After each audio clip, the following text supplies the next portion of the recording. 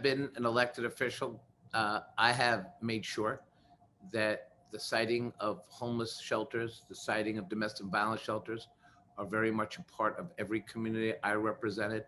I can show you today, Rhonda, the different shelters that are in neighborhoods that I worked on that still exist because the community in part is supporting those initiatives. You see, you got to go into communities and build support for helping people who just happen to be in a vulnerable space. I have a feeling that most New Yorkers believe that that is our obligation as a city. And the ones that don't say no to so many things that they're not to be the loud voice in the room. And what I've always done is directly take these issues on head on, and I've never backed down.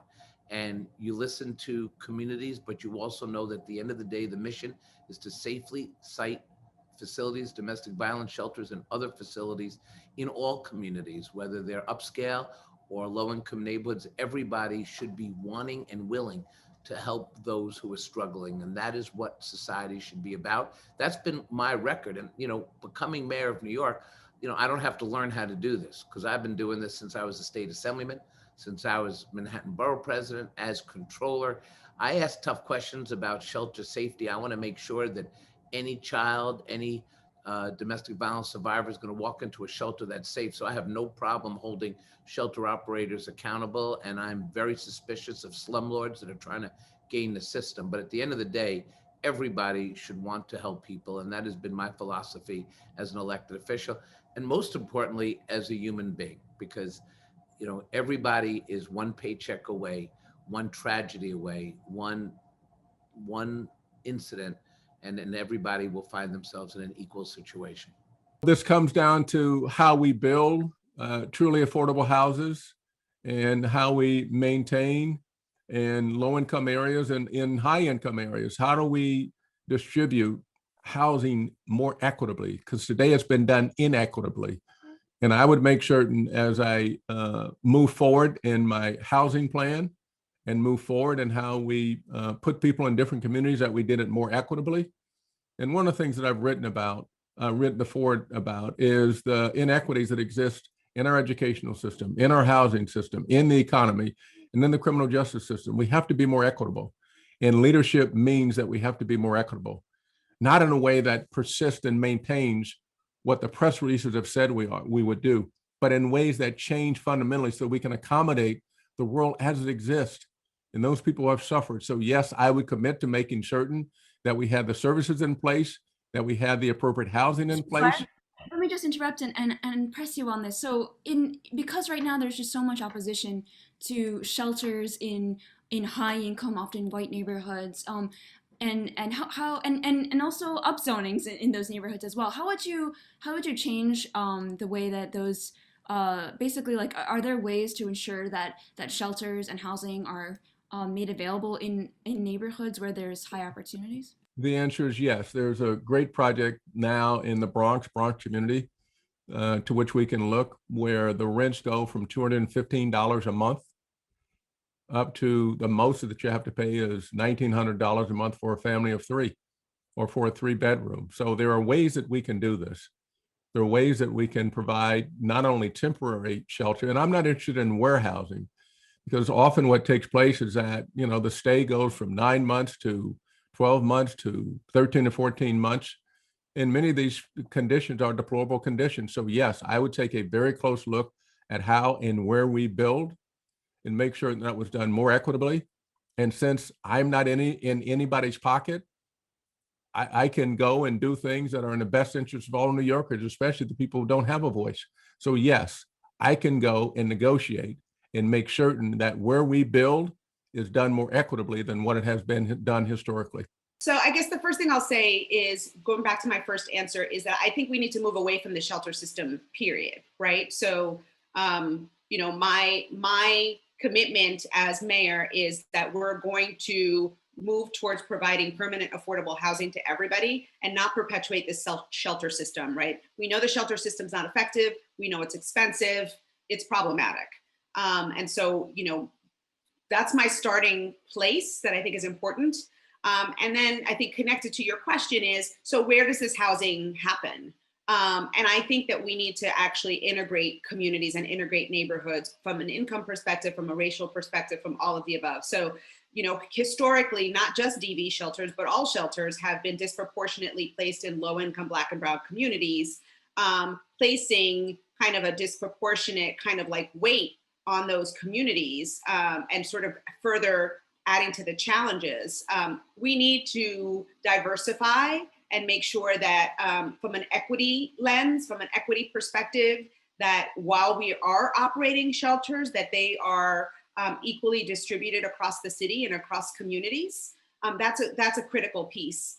And then in terms of dealing with the NIMBY folks, this is something that I have some experience with. I think it's really important. On the one hand, I think it's really important for communities to have a voice in what is happening in their communities. And I'm a big supporter of that. That being said, they can't be the sole drivers, in particular when we know that these wealthy, primarily white communities are going to fight against the placement of shelters or even low-income affordable housing in their communities. And that's, in many ways, that's just code for, other types of racist behaviors. We have to balance that with like an inventory of the citywide map of like what is placed where. And so whatever we do to give voice to local communities so that they can have an impact has to be balanced with, okay, but what does it look like across the city? And as mayor, one of the things that I am committed to is taking on those voices, because we know that those voices are not actually reflective of New Yorkers at large. It's a very small percentage, and they get to be louder than the rest of us because they have access to resources, but they should not get to outweigh the needs and the benefits of the city at large. And that's something that I'm committed, sorry. It's New York.